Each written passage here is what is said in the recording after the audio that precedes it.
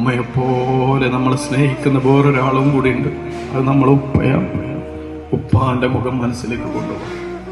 ഉപ്പാൻ ഓർമ്മ വരുന്നില്ലേ? ഇപ്പോഴും ഗൗരവത്തിൽ നടക്കുമായിരിക്കും. പക്ഷെ വല്ല ഗൗരവമൊക്കെ ആണെങ്കിലും ആ ഉപ്പാന്റെ മനസ്സ് നിറയെ നമ്മളോട് സ്നേഹം. കാണാൻ വലിയ സൗന്ദര്യമൊന്നും ഉണ്ടാവില്ല.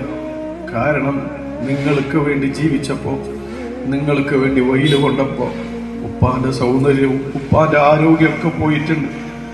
പക്ഷെ അതുകൊണ്ട് തന്നെ ചെറിയ പ്രായത്തിൽ സ്കൂളിൽ മദ്രസയൊക്കെ പോകുമ്പോൾ ഇതെന്റെ ഉപ്പയാണെന്ന് ചങ്ങായിമാരോട് പറയാനൊരു മടിയലുണ്ടായിരുന്നു. എന്ത് മടിയുണ്ടായിട്ടെന്താ കാര്യം? ആ ഉപ്പ ക്ഷീണിച്ചു പോയത് നമുക്ക് വേണ്ടിയാണ്. ആ ഉപ്പ മെലിഞ്ഞു പോയത് നമുക്ക് വേണ്ടിയാണ്.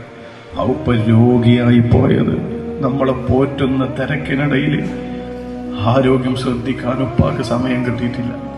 പാവാണ് ആ ഉപ്പ. ദുനിയാവിൽ കുറെ സുഖിച്ചിട്ടൊന്നുമില്ല, കുറെ സന്തോഷിച്ചിട്ടൊന്നുമില്ല. ഒരുപാട് കഷ്ടപ്പാടുകൾ ബാക്കിയാക്കിയിട്ടാണ് പോയത്.